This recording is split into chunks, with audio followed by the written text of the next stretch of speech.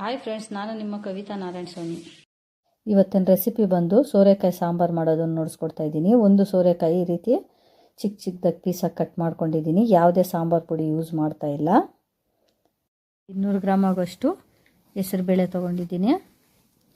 ಒಂದು 4 medium size tomato ಈ ರೀತಿ ಕಟ್ ಮಾಡಿ ಇಟ್ಕೊಂಡಿದ್ದೀನಿ. 1-2 ಆಲೂಗಡ್ಡೆ, ಎಣ್ಣೆ, 1 ಈರುಳ್ಳಿ, ಕೊತ್ತಂಬರಿ, ಅರಿಶಿಣ, ಮೆಣಸಿನ ಪುಡಿ, 1 ಬೆಳ್ಳುಳ್ಳಿ ಬಿಡಿಸಿಟ್ಕೊಂಡಿದ್ದೀನಿ, ಕರಿಬೇವು, ಜೀರಿಗೆ, ಸಾಸಿವೆ, ಒಣಗಿದ ಮೆಣಸಿನ್ಕಾಯಿ ಒಂದು 10 ಆಗೋಷ್ಟು ತೊಗೊಂಡಿದ್ದೀನಿ. ರುಚಿಗೆ ತಕ್ಕಷ್ಟು ಉಪ್ಪು. ಈಗ ಹೇಗೆ ಮಾಡೋದು ಅಂತ ತೋರಿಸ್ಕೊಡ್ತಾ ಇದ್ದೀನಿ. ಆದಷ್ಟು ಈ ಸಾಂಬಾರನ್ನ ಪಾತ್ರೆಯಲ್ಲಿ ಮಾಡ್ಕೊಳ್ಳಿ. ನೀರಿಗೆ ಸೋರೆಕಾಯಿ ಹಾಕ್ಕೊಂಡಿದ್ದೀನಿ, ಆಲೂಗಡ್ಡೆ ನೀಟಾಗಿ ತೊಳ್ಕೊಂಡು ಹೆಸರುಬೇಳೆ ಹಾಕ್ಕೊತಾ ಇದ್ದೀನಿ. ನೀಟಾಗಿ ಮಿಕ್ಸ್ ಮಾಡಿ ರುಚಿಗೆ ತಕ್ಕಷ್ಟು ಉಪ್ಪು, ಬೆಳ್ಳುಳ್ಳಿ ಸ್ವಲ್ಪ ಜಜ್ಜಿ ಹಾಕ್ಕೊತಾ ಇದ್ದೀನಿ, ಈರುಳ್ಳಿ, ಒಣಗಿದ ಮೆಣಸಿನ್ಕಾಯಿ ನೀಟಾಗಿ ಮಿಕ್ಸ್ ಮಾಡಿಬಿಟ್ಟು ಬೇಯೋದಕ್ಕೆ ಬಿಡೋಣ. ಮತ್ತೊಂದು ಕಡೆ ಒಗ್ಗರಣೆಗೆ ಹಾಕ್ಕೊಳ್ಳೋಣ. ಈಗೊಂದು ಬಾಣಲೆಗೆ ಎಣ್ಣೆ ಹಾಕ್ಕೊತಾ ಇದ್ದೀನಿ, ಸಾಸಿವೆ, ಒಂದು ಸ್ವಲ್ಪ ಜೀರಿಗೆ, ಕರಿಬೇವು, ಈಗ ಟೊಮೊಟೊ ಹಾಕ್ಕೊತಾ ಇದ್ದೀನಿ. ನೀಟಾಗಿ ಮಿಕ್ಸ್ ಮಾಡ್ಕೊತಾ ಇರಿ. ಸ್ವಲ್ಪ ಗ್ಯಾಸ್ ಕಡಿಮೆ ಇಟ್ಕೊಂಡು ಟೊಮೊಟೊ ಎಲ್ಲ ಸಾಫ್ಟಾಗಿ ಆಗಬೇಕು. ನೋಡಿ, ಈ ರೀತಿ ಎಣ್ಣೆ ಬಿಟ್ಕೊಬೇಕು.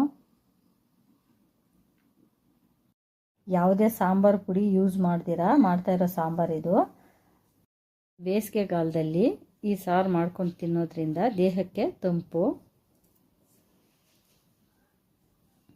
ನೋಡಿ, ಈ ರೀತಿ ನೀಟಾಗಿ ಸಾಫ್ಟಾಗಿ ಆಗಬೇಕು ಟೊಮೊಟೊ.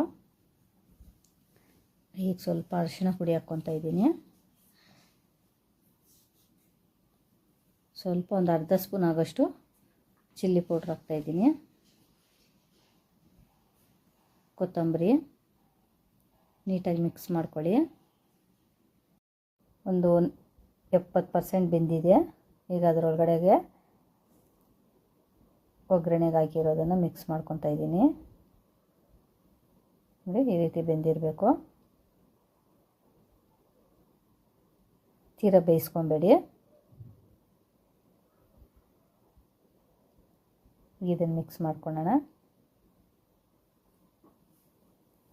ನೀಟಾಗಿ ಮಿಕ್ಸ್ ಮಾಡ್ಕೊಳ್ಳಿ. ಇನ್ನೂ ಸ್ವಲ್ಪ ನೀರು ಹಾಕ್ಕೊತಾ ಇದ್ದೀನಿ. ಸ್ವಲ್ಪ ತೆಳ್ಳಗೆ ಮಾಡ್ಕೊಳ್ಳಿ ಸಾಂಬಾರನ್ನ.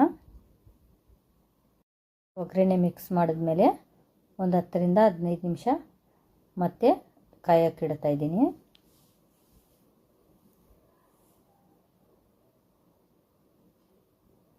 ನೋಡಿ, ಆಗಾಗ ಮಿಕ್ಸ್ ಮಾಡ್ತಾಯಿರಿ. ನೋಡಿ, ಕಾದ್ಮೇಲೆ ಹೆಸರುಬೇಳೆ ಸಾಂಬಾರು ರೆಡಿಯಾಗಿದೆ. ನೋಡಿ ಯಾವ ರೀತಿ ಬಂದಿದೆ. ಧನ್ಯವಾದಗಳು.